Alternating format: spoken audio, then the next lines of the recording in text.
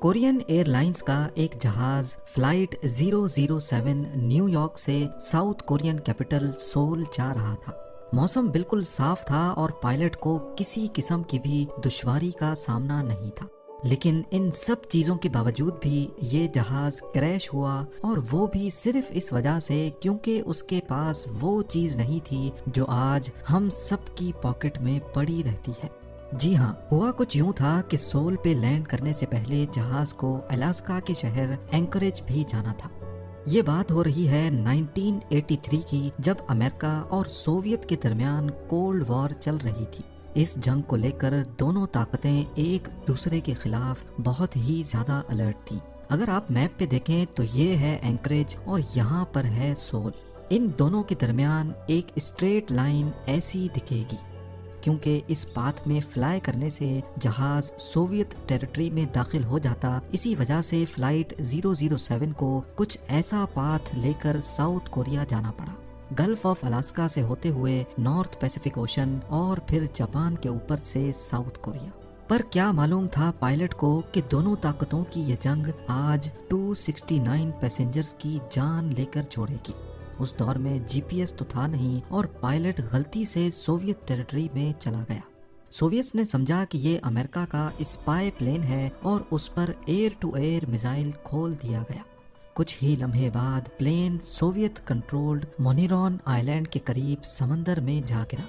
جہاں اس خبر نے پوری دنیا کو سوگ میں ڈال دیا تھا، وہیں امریکہ کو سب سے زیادہ دکھ اس بات کا تھا کہ ان کے پاس جی پی ایس ٹیکنالوجی ہوتے ہوئے بھی وہ اس حادثے کو نہ روک سکے۔ جی ہاں، اس وقت جی پی ایس صرف امریکن ملٹری کا ایک ٹول ہوا کرتا تھا، پر اس واقعے کے بعد ہی 16 سپٹمبر 1983 کو امریکن پریزیڈنٹ رونلڈ ریگن نے جی پی ایس کو سویلین یوز کے لیے کھولنے کا اعلان کر دیا، اور وہ بھی بالکل فری۔ ناظرین، پہلے انسان آسمان میں تاروں کو دیکھ کر سفر کیا کرتے تھے اور اپنی پوزیشن کا ایک اندازہ لگا پاتے تھے، اور آج ہم اپنی پوزیشن دیکھنے کے لیے تاروں کا تو نہیں، لیکن آسمان میں گھومنے والی سیٹلائٹس کا استعمال ضرور کرتے ہیں۔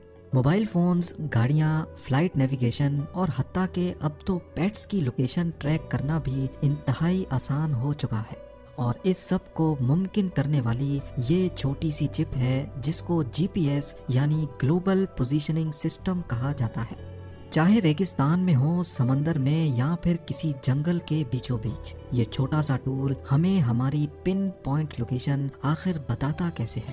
اتنی امپورٹنٹ سروس جس کے بغیر آج دنیا کا نظام ادھر سے ادھر ہو سکتا ہے، وہ بھلا ہمیں فری میں کیوں ملتی ہے؟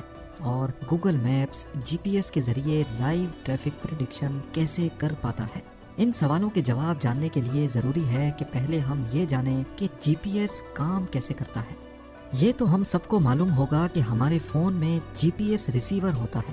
جیسے ہی ہم اپنی لوکیشن سروس آن کرتے ہیں تو یہ ارتھ کو آربٹ کرنے والی 24 جی پی ایس سیٹلائٹ سے سگنل ریسیو کرنے لگتا ہے۔ اس سگنل میں ہماری لوکیشن نہیں ہوتی، بلکہ اس سگنل میں صرف ٹائم ہوتا ہے۔ سیٹلائٹ میں ایک ایٹامک واچ ہوتی ہے جس کو دنیا کی سب سے ایکوریٹ واچ بھی کہا جاتا ہے۔ سیٹلائٹ کو اپنی لوکیشن تو معلوم ہوتی ہے، لیکن ہمارے فون کی نہیں۔ اس کو یہ اچھی طرح معلوم ہوتا ہے کہ کس گھنٹے، کس منٹ اور کس سیکنڈ میں یہ دنیا کے کس حصے کے اوپر موجود ہوگی۔ سیٹلائٹ ریڈیو سگنل کے ذریعے ہمارے فون میں لگے جی پی ایس ریسیور کو اپنا ٹائم بتاتی ہے اور اپنی لوکیشن بھی بھیجتی ہے۔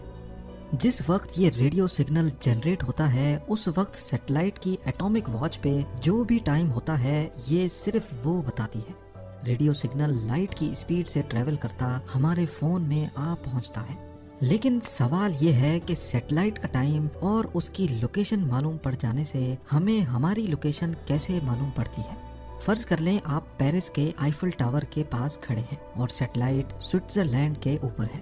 بے شک لائٹ کی اسپیڈ بہت فاسٹ ہے، لیکن اس اتنے بڑے فاصلے کو کور کرنے کے لیے سگنل کو آپ تک پہنچنے میں تھوڑا سا ٹائم تو بے شک لگے گا۔ سگنل ریسیو ہونے کے بعد فون اپنے ٹائم کو سیٹلائٹ سے بھیجے گئے ٹائم سے میچ کرتا ہے اور ڈیفرنس نکالتا ہے کہ یہ سگنل کتنا ڈیلے سے پہنچا ہے۔ اگر یہ ڈیلے 0.002 سیکنڈز ہے تو اب یہ جاننا مشکل نہیں ہوتا کہ سیٹلائٹ ہم سے کتنا دور ہے۔ کیسے؟ یہ بھی بہت آسان ہے۔ لائٹ کی اسپیڈ جو کہ 3 لاکھ کلومیٹرز ایک سیکنڈ میں کور کرتی ہے، جس کا مطلب یہ ہوا کہ 0.002 سیکنڈ میں لائٹ 600 کلومیٹر ٹریول کرے گی۔ تو اب یہ کہنا غلط نہیں ہوگا کہ سیٹلائٹ نے جب سگنل بھیجا تھا اس وقت وہ ہم سے 600 کلومیٹر دور تھی۔ ہمارا فون سیٹلائٹ کی لوکیشن سوئٹزرلینڈ سے 600 کلومیٹر کے ریڈیس میں ایک سرکل ڈرا کرتا ہے۔ اس سے فون کو اتنا تو معلوم پڑ جاتا ہے کہ وہ اس سرکل کے کسی نہ کسی بارڈر پہ، کسی نہ کسی کونے پہ موجود ہے۔ پر یہ سرکل تو بہت بڑا ہے۔ ہمارا فون اس پورے سرکل کے بارڈر پہ کہیں نہ کہیں موجود ہے، یہ جاننا ہمارے لیے کافی نہیں ہے۔ اس لوکیشن کو ایکوریٹ بنانے کے لیے یہی سارا پروسیس دوسری سیٹلائٹ کے ساتھ بھی کیا جاتا ہے، جس کو ہم سیٹلائٹ بی کا نام دیتے ہیں۔ لیٹس سپوز سیٹلائٹ بی اس وقت اسپین کے اوپر ہے اور ہمارے فون نے اس تمام کیلکولیشن سے یہ معلوم کیا کہ یہ سیٹلائٹ ہم سے 1100 کلومیٹر دور ہے۔ اب ہمارے فون کے پاس ایک نہیں بلکہ 2 سرکلز آ گئے، ایک سیٹلائٹ اے کا اور دوسرا سیٹلائٹ بی کا۔ یہ دونوں سرکلز جہاں پر بھی ایک دوسرے کے ساتھ انٹرسیکٹ کریں گے، ہمارا فون بھی وہیں پہ موجود ہوگا۔ اس لوکیشن کو اب مزید پن پوائنٹ ایکوریٹ کرنے کے لیے فون کو کم از کم 4 سیٹلائٹ سے سگنل ریسیو کرنے پڑتے ہیں۔ جتنے زیادہ سرکلز بنتے جائیں گے، ہماری لوکیشن بھی اتنی ہی زیادہ ایکوریٹ ہوتی جائے گی۔ اس سارے پروسیس میں سمجھنے کی بات یہ ہے کہ لوکیشن سروس کا سب سے بڑا تعلق ٹائم سے ہے۔ اگر تو ریسیور یعنی ہمارے فون کا ٹائم 1 سیکنڈ بھی غلط ہوگا تو لوکیشن میں ہزاروں کلومیٹرز کا ڈیفرنس آ جائے گا۔ اس مسئلے سے نمٹنے کے لیے جیسے جیسے ٹیکنالوجی بڑھتی جا رہی ہے، ویسے ویسے جی پی ایس چپس بھی جدید ہوتی جا رہی ہیں۔ آج کل کئی جی پی ایس ڈیوائسز میں بلٹ ان بیٹریز دی جا رہی ہیں اور ان کے اندر اپنی کلاک موجود ہوتی ہے۔ موبائل آپریٹرز اور انٹرنیٹ کی مدد سے آٹومیٹک ٹائم کو اپڈیٹ بھی کیا جاتا ہے۔ اب سوال اٹھتا ہے کہ آج کل تو کوئی فری میں کسی کو مشورہ بھی نہیں دیتا، تو آخر پھر اتنی بڑی فیسلٹی فری کیسے ہے؟ کیا اس سروس کے ذریعے پوری دنیا پر نظر تو نہیں رکھی جا رہی؟ پوری دنیا کا G P S system U S department of defence control کرتا ہے۔ یہ سیٹلائٹس صرف 1 وے سگنل بھیج سکتی ہیں اور ان کو تو یہ بھی معلوم نہیں ہوتا کہ ان کو کس وقت کون کہاں سے یوز کر رہا ہے۔ تو اس بات کا تو سوال ہی پیدا نہیں ہوتا کہ فری سروس دے کر ہم پر نظر رکھی جا رہی ہو۔ اور یہ فری تو کنزیومر کے لیے ہے، جبکہ mobile manufacturers, airline industry اور ٹرانسپورٹ سیکٹر سے سالانہ ٹیکس لے کر ان جی پی ایس سیٹلائٹس کی کاسٹ کو پورا کیا جاتا ہے۔ یہ ٹیکنالوجی اب اتنی کامن ہو چکی ہے کہ اگر یہ نہ ہو تو پورے دنیا کی اکنامی کو اچھا خاصا نقصان اٹھانا پڑ سکتا ہے۔ فلائٹ نیویگیشن ڈسٹرب ہو جائے گی، ٹرانسپورٹ کمپنیز اپنی ٹرکس کو ٹریک نہیں کر پائیں گی، ٹریکر کمپنیز کا بزنس بند ہو جائے گا، اور ہو سکتا ہے کہ آپ کا فیورٹ ریسٹورانٹ آپ کو وقت پر آرڈر بھی ڈیلیور نہ کر پائے۔ اگر بات کی جائے گوگل میپس کی تو لائیو ٹریفک پریڈکشن میں بھی سب سے بڑا ہاتھ جی پی ایس کا ہی ہوتا ہے۔ اگر ہمارے فون کا جی پی ایس آن ہوگا تو گوگل میپس ہر تھوڑے وقت کے بعد ہماری لوکیشن اپنے سرور پہ اپڈیٹ کرتا ہے۔ اس سے گوگل کے اے آئی باٹ کو معلوم پڑ جاتا ہے کہ پوائنٹ اے سے پوائنٹ بی تک پہنچنے کے درمیان ہم نے کہیں اسٹاپ کیا کہ نہیں اور ہماری اسپیڈ کتنی تھی۔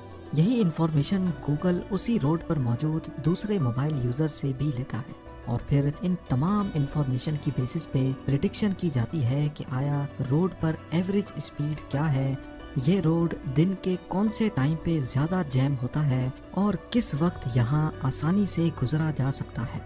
یہ ساری انفارمیشن ہزاروں موبائل یوزرز کی لوکیشن لینے کے بعد ہی پریڈکٹ کی جا سکتی ہے۔